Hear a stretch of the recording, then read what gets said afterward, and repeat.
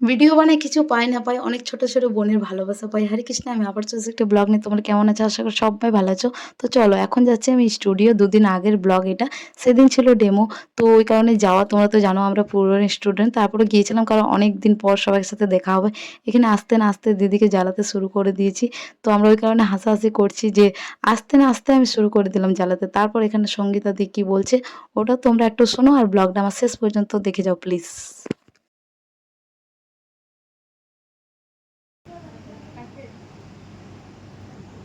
Guys, आज मैं blogger रिया के साथ हूँ।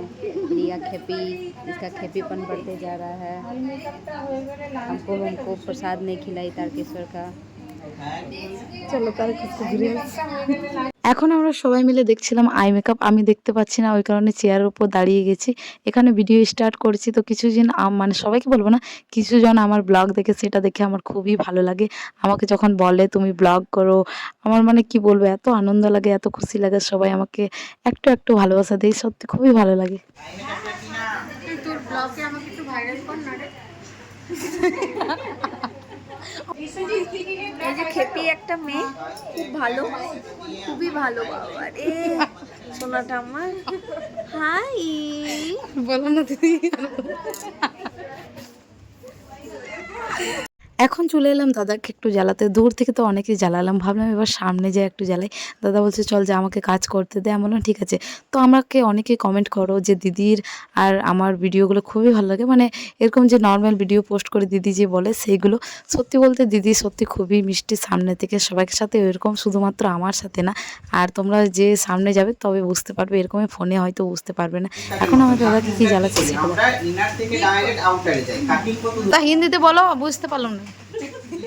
না না, বলো বলো বলো, বলো না, বলো না দাদা।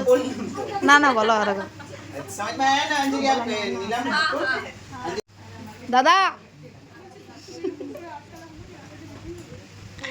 দাদা গো, বলছি চোখগুলো বাড়ি নিয়ে যাওয়া হবে?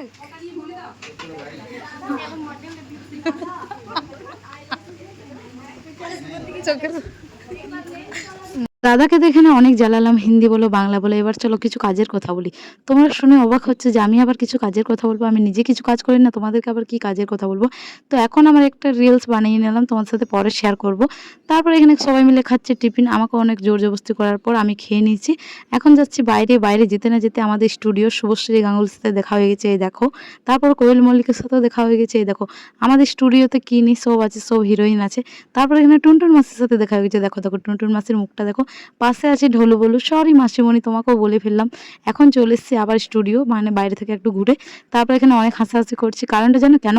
হেয়ার স্টাইল হচ্ছিলো ওই কারণে। এবার তোমরা বলতে পারো যে হেয়ার স্টাইল হওয়ার মানে হচ্ছে তো হাসার কি আছে এটাতে, কিন্তু মডেলের চুলটা উঠেছিল ওই কারণে হাসছিলাম। মডেল যদি আমার ব্লগ দেখে থাকো প্লিজ রাগ করো না।